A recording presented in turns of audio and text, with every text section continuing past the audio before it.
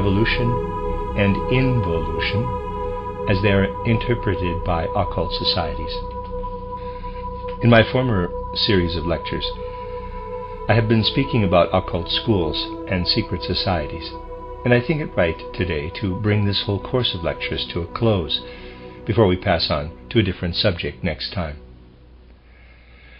A week from now I shall speak about the meaning of the days connected in the church calendar with the Christmas festival, most especially about Epiphany, which follows on the less important New Year festival. The lecture today, therefore, will be more in the nature of a conclusion. The question might be asked, what is the deeper meaning of such secret societies, and what is their whole purpose in world evolution? To such a question, my answer would be that they have a real connection with the way in which beings in this world evolve and make progress. If you wish to develop yourself, you know that different kinds of exercises are necessary toward this end, and that they are available. You have heard of Hatha Yoga, Raja Yoga, and other exercises of different kinds, by means of which societies and brotherhoods connected with occult science have initiated their members. Somebody might say, all this surely could be attained without these secret societies. But I can tell you, and in the course of the lecture you will realize it, that the world cannot do without such societies. To put it bluntly, it is quite unjustifiable to speak in public in the style of the Manifesto of the Freemasons, which I read to you a fortnight ago. One cannot attain to what is usually known as immortality unless one is to some extent familiar with the occult sciences. The fruits of occult science do, of course, find their way out into the world along many different channels. A great deal of occult knowledge exists in the various religions, and all those who participate deeply and sincerely in the life of a religious community have some share in this knowledge and are preparing themselves for the attainment of immortality in the real sense. But to subsist on the knowledge of this immortality and the feeling of belonging in the spiritual world in concrete experience and with full awareness is still something different. All of you have lived many times, but not all of you are conscious that you have lived through these many lives. However, you will gradually attain this consciousness, and without it man's life is lived with incomplete consciousness. It has never been the aim of occult science to inculcate into man a dim feeling of survival, but to impart a clear, fully conscious knowledge of onflowing life in the spiritual world. And there is a certain great law which governs the progressive development of consciousness in all future stages of life. Namely, it is what man works at to help others attain such consciousness, which contributes the most to its development. It is an apparently paradoxical proposition. Everything a being works at without aiming at developing its own consciousness helps to maintain that being's consciousness. Take it as an example the building of a house. An architect builds a house. He does not build this house for himself, but undertakes the task of building it for reasons which have nothing at all to do with himself.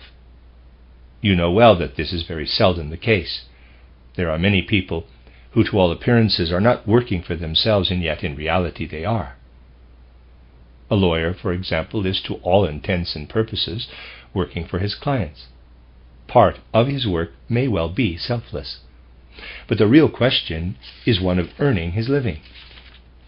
Whatever men do in business merely for the sake of their own livelihood, to the extent that their business only serves that end, just so much is lost in the way of spiritual gain. On the other hand, everything that is introduced into the work for an objective end, everything that is connected with the interests of another, helps to conserve our consciousness for future evolution. So that is quite clear. Now think of the Freemasons.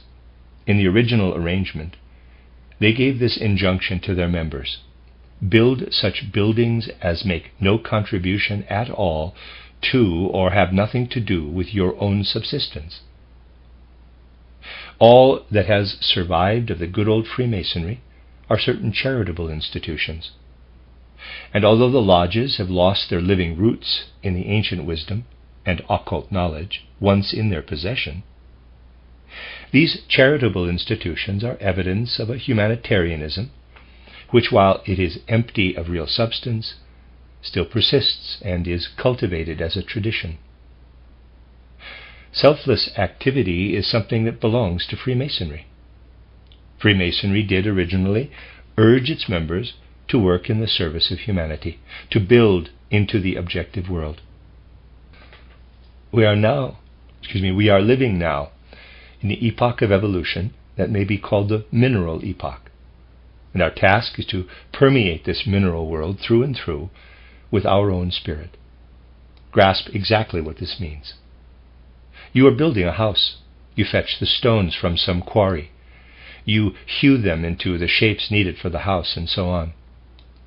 With what are you joining this raw material obtained from the mineral kingdom? You are joining raw material with human spirit. When you make a machine, you have introduced your spirit into that machine. The actual machine does, of course, perish and become dust. It will be broken up. Not a trace of it will survive. But what it has done does not vanish without a trace, but passes into the very atoms.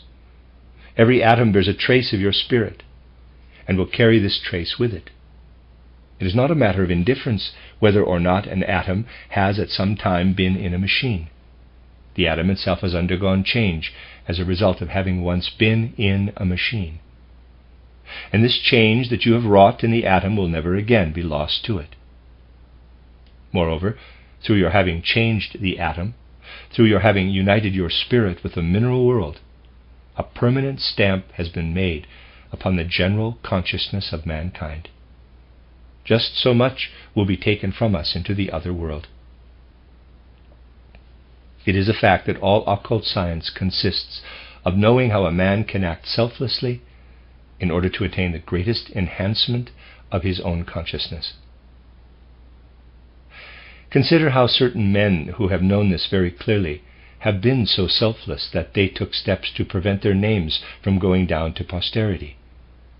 An example of this is the Theologia Deutsch. Nobody knows who wrote it. Outwardly there is only the man from Frankfurt, in quotes. He therefore took care that his name could not even be guessed. He worked in such a way that he merely added something to the objective world without asking for honor or for the preservation of his name. By way of comparison, let it be mentioned that the masters as a rule are not personages known to history. They sometimes embody themselves, when it is necessary, in historical personalities. But this is, in a certain respect, a sacrifice. The level of their consciousness is no longer compatible with any work for themselves, and preservation of a name does, after all, involve work for oneself. It is difficult to understand this rule. However, you will now grasp that the Freemasons' aim is this: as far as possible to do their work in the world in such a way that it is concealed in the cathedrals, in social institutions and organizations, in charitable foundations. For selfless deeds are the real foundation of immortality. The latter is the reflected image of selfless deeds in the outer world. They need not be of great account. If someone gives a coin to someone in a selfless way, then that is an action that is to be understood in that way. But only to the extent that it was selfless does it become immortal. And very few deeds are selfless. A good deed may be very egotistical, when, for instance, it creates a feeling of comfort. Good deeds spring extremely often from selfish motives. If a poor man lived among us living among us had no roast meat at Christmas, and I feel the need to give him some in order that I may feel justified in eating my own roast meat, that, after all, is egoistic. In the Middle Ages, no one could say who had built many of the cathedrals or painted many of the pictures. It is only in our epoch that people have begun to attach such value to an individual human name. In earlier epochs, more spiritual than our own, the individual name had less importance. Spirituality in those days was directed toward reality, whereas our epoch adheres to the delusion that what is merely transient should be preserved. I have said this only in order to indicate to you the principle on which these secret societies depended. It mattered to them to efface themselves altogether as personalities, and to allow what they did to live only in its effects. And this brings us to the heart of the secrets. The fact that some particular thing is kept secret is of less importance than keeping one's own share in the work secret. Everyone who keeps his own part secret thereby secures immortality for himself. The rule is therefore clear and unambiguous. As much as you yourself put into the world, that much consciousness the world will give you back. That is connected with the greatest universal laws. You all have a soul, and you all have a spirit. This soul and spirit are called upon to reach one day the highest level stages of perfection. But you were already there before your first physical incarnation. You were first physically incarnated in the preceding races after the time of the Hyperborean and Polarian epochs. Before that you were purely beings of soul. But as beings of soul you were part of the world soul, and as spirit you were part of the general world spirit. The world soul and the world spirit were spread around you as nature is spread around you today. Just as the mineral world, the plant world, and the animal world are around you today, so were the worlds of soul and spirit spread around you then. And what was once outside you is now your soul. You have made inward what to begin with was outside. What today is your inward part was once spread about outside. This has now become your soul. The spirit too was once spread around you. What is now spread around you will become your inner life. You will take into yourself what is now the mineral kingdom, and it will become your inner part. The plant kingdom will become your inner part. What surrounds you in nature will become your inner being. You will understand now how this is connected with the first example given. You build a church for others, not for yourself. You can take into yourself a world full of majesty, beauty, and splendor, if you make the world majestic, beautiful, and splendid. To do something for the higher self is not selfish, because it is not done only for the self. This higher self will be united with all other higher selves, so that it is done for all at the same time. It is this that the Freemasons knew. The Freemason knew when he helped to build the spiritualized mineral world that this would one day become the content of his soul.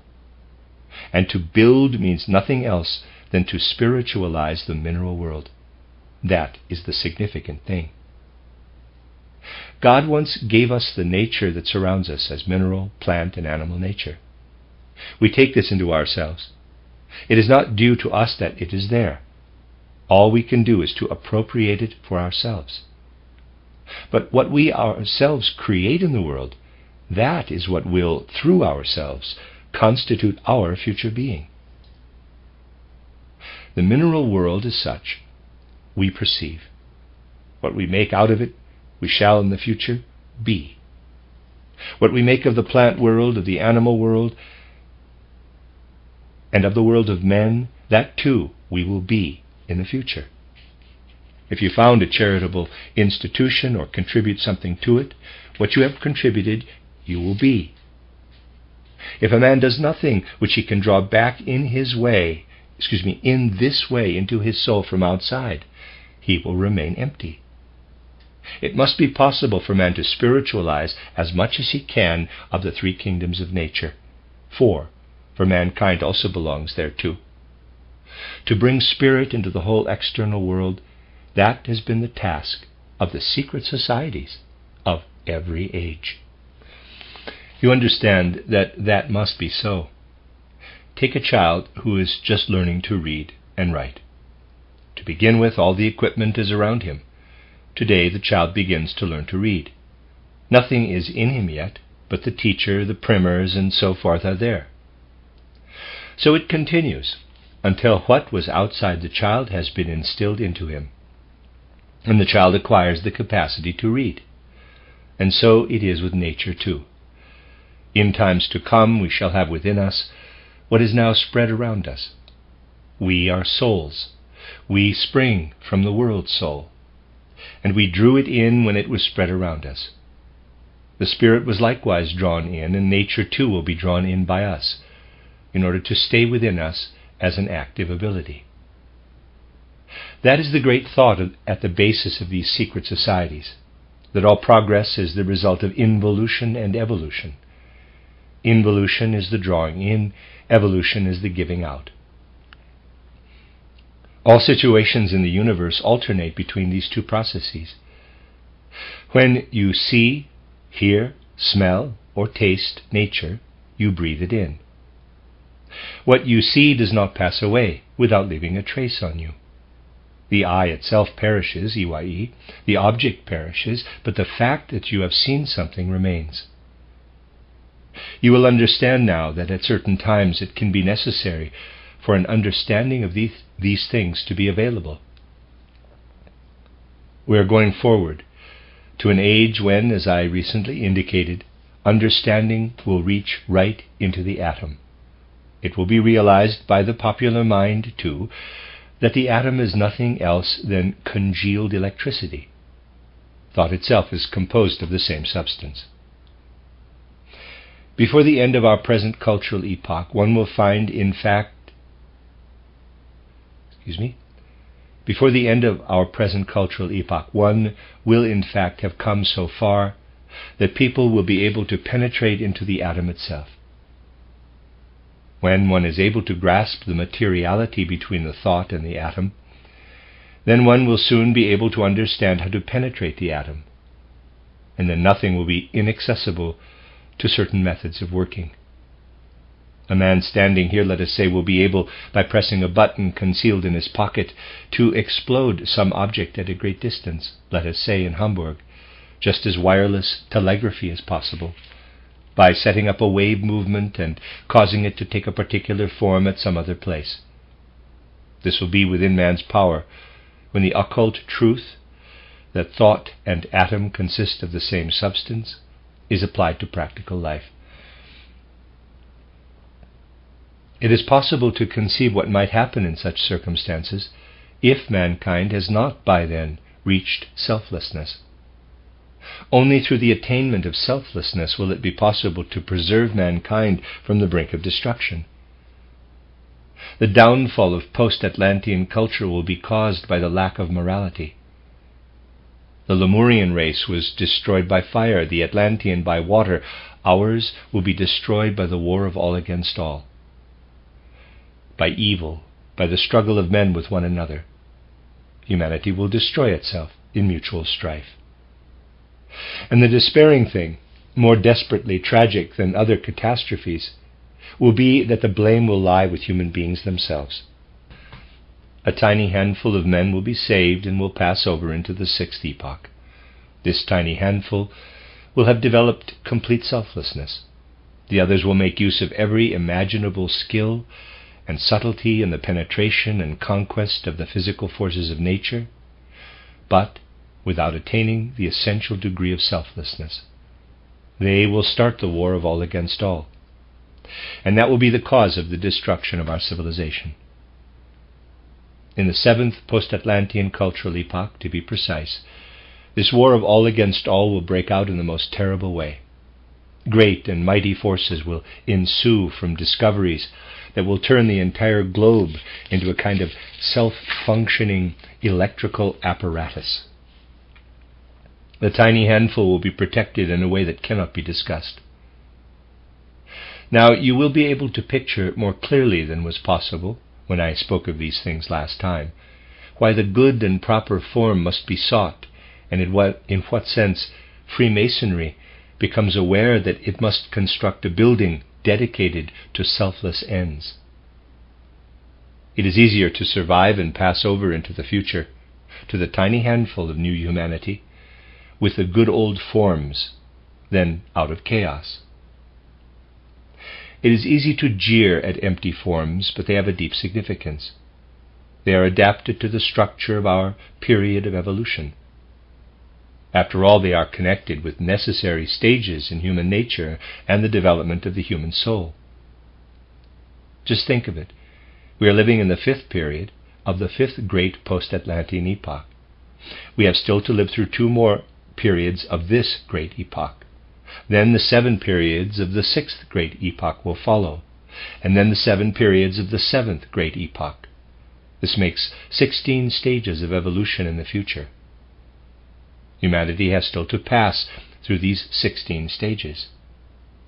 A man who can experience something of the conditions of existence that are possible there is to a certain degree initiated. There is a certain correspondence between the degrees of initiation and the secrets of the epochs still to come. In the, in quotes, form state of our planet, there are 7 great epochs, and each of these epochs has 7 sub-periods, cultural epochs, 49 conditions, therefore, in all. In the next form state of our planet there are again 49 conditions. Thus there are definite stages for the investigation of the secrets of future phases of evolution. The higher degrees of Freemasonry had no other aim or purpose, originally, than to be an expression of each one of the future stages of the evolution of humanity. Thus in Freemasonry we actually have something which has been very good, namely that a man who had attained a certain degree knew how he must work his way into the future, so that he could be a kind of pioneer. He knew, too, that one who had reached a higher degree could accomplish more. This arrangement, according to degrees, can very well be made, for it corresponds with the facts. If, therefore, it were again possible to pour a new content, together with a new knowledge, into these forms, much good would accrue. Freemasonry would then be imbued with real spirit once again. But content and form belong to the whole. The state of affairs today is, as I have said, the degrees are there, but nobody has really worked through them. In spite of this, however, they are not there for nothing. They will be brought to life again in the future. The fifth cultural epoch is a purely intellectual one, an epoch of egoism. We are now at the high point of egoism. The intellect is egoistical in the highest degree, and it is the hallmark of our time. And so we must make our way upward through intellect to spirituality, which was once there. Readers aside, there's a gap in the text, end of readers aside. The secret of secrets is this, therefore. The human being must learn how to keep silence about the paths along which his ego unfolds, and to regard his deeds, not his ego, as the criterion. The real heart of the secret lies in his deeds, and the overcoming of the ego through action. The ego must remain concealed within the deed. Elimination of the interests of the ego from the on-streaming flow of karma, this belongs to the first degree. Whatever karma the ego incurs is thereby wiped out from karma. Nation, race, sex, position, religion, all these work upon human egoism. Only when mankind has overcome all these things will it be freed from egoism. You can identify in the astral body a particular color for every nation, every race, every epoch. You will always find a base color there, which the person has as a member of one of these classifications or categories. This specific color must be eliminated. The Theosophical Society works to level out the colors of the astral bodies of its adherents. They must be of like color, like in respect of the base color. This base color gives rise to a certain substance, and there's a gap in the text, bracket, called Kundalini, which holds together within the human being the forces that lead eventually to the spirit, close bracket. Bringing this leveling out about will actually entail bloody war. And through such things as economic strife among nations, wars of exploitation, financial and industrial enterprises, conquests, etc., and through the adoption of certain measures, it will be more and more possible to set masses of people in motion and simply to compel them. The individual will acquire more and more power over certain masses of people. For the drift of this development is not that we will become democratic, but that we will become brutally oligarchic, in that the individual will gain more and more power. If the ennobling of morals is not achieved, then it will lead to the most brutal events. This will happen just as catastrophe by water happened to the Atlanteans.